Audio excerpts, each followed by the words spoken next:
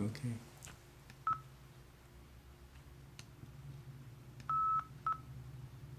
Crucita, we are back. You know, I'm glad that Cindy called back from Guerrero. Um, so now Manuel, Arturo, Santos, Vasquez, and this other man goes back to Asherton in Texas and some other places and say, hey guys, you know, come and work up here. And if I recall, your first year in the Marion County area was in what year? 1948. 1948. Tell me a little bit about your journey, you know, en carro and pickup. How was the journey? Okay, it all started, Mm-hmm. to begin with, empezó that this Señor Luna came to Luna, Asherton. okay. Yeah, Luna came to Asherton, was looking for hands to bring to Oregon. So then he asked my dad. They were, you know, the old men were sitting there on the bench, you know, in the big town of Asherton. And he was asking people who wanted to come and work out here. So my dad said, I'm willing to go with my family. And then he said, and Rosalio Salinas, you know, will too, and his family. So he got us into it, and he had a big, you know, big truck with Carpa? La carpa lona, you know, lona. right, with some whatever.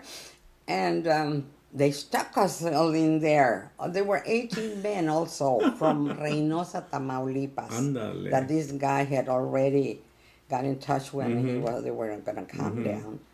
And so the 18 men and the 3 girls, that was my nieces and myself and my sister's family and my dad and my mom. We were all in that truck. And we traveled all the way. Oh my God, there was no I-5. No I-5. The roads were so narrow. And it was scary. It was scary. But anyway, we got down here. It was in the months of, I think it was February. And it was snow all through Utah and all those places coming down here. So llegamos aquí, and this guy talked to Harry Kessler, said, I will have a bunch of people for you, and acomódalos, you know. And so he had some cabins, you know. So there, he got paid because he was getting paid for each one of us. Oh, okay. So he left us. Oh, so he didn't stick He didn't around. stay. No, that was his. He was okay. Doing it all the time, I guess. Okay. And he left us there in the boonies, let's say it. So then, but Harry Kessler came over, and then my brother-in-law no sabía mucho inglés, Charlie. And my dad knew a little bit, and I was mostly the one around.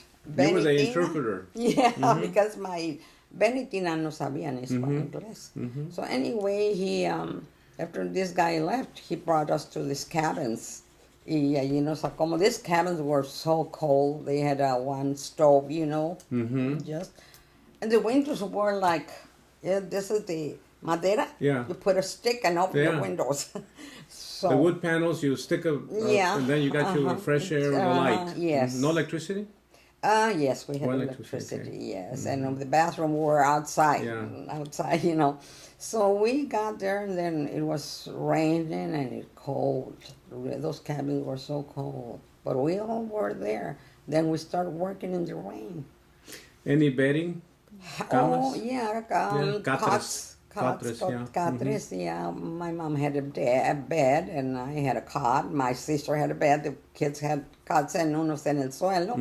But we kind of... well, you know, speaking of about 25 people in a truck, and I was wondering, of course, no safety belts.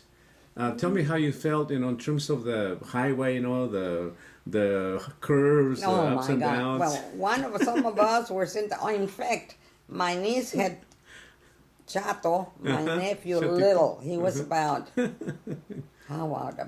months old. They make a cuna, right in the truck, and they had him there. Oh yeah, Chato. He's not the one that called Tarzan. Yes, he was a baby. He was swinging in when he was a baby. But because there were too many of us, and we were all kind of like like winners there, but Right. the man had to be separate because there were Right. only two families, Yeah. my mom's and my sister's family, and three señoritas. Wow. And I was 15 at that time. Wow. Well, Crucita, the most obvious. What happens when you have to go to the bathroom? When we were coming down, Yeah. well, they would stop and They would stop and you kind of knock on the door and say, okay, well, break time. he stopped mostly a Mhm, lot, because of the baby too Yeah. and all that. They had to get hot water from somewhere, from a restaurant. So now back to the truck though, was that Mr. Luna's truck? Uh-huh. Oh, It because you was. guys didn't have a truck then. No. He Oh, he okay. got all of us together and peck us in the truck. Yeah. And we had quilts and Yeah. things like that. Las sábanas, o ¿cómo le llaman? Las fresadas. Yeah, las Las fresadas. fresadas. And there we were, it was cold. And the truck would move and we were sideways, and then we were scared because at that time, since there was no I-5, there were Right. steps, Yeah. del road. Right. Y parecía que nos íbamos Right. we were Yeah. scared. But Well, it was anyway, dangerous. It was It was dangerous dangerous, yeah. that time with all that snow. There's something we call, when we are ignorant, we can enter peligro and not be thinking about it. No. We But we can- were scared. We can enter danger, but because we're ignorant, we just go ahead and go with the flow. And I think that Mr. Luna was very fortunate that you all did not have an accident, because having that many people, In the truck. for 3,000-mile trip, it's pretty dangerous. And he put a light because he had Oh, the my the tarp that he had came down, because there was open in the back way, clear back, because he had doors and and en la noche puso un foquito for the kid, for el niño. Right. But it was so cold and we suffered, and then the truck kind of broke down. Oh. So in Utah he had to stop and have it fixed. It was so cold, but we had to, until they lo compusieron, then Right. we had on here to Oregon. Wow.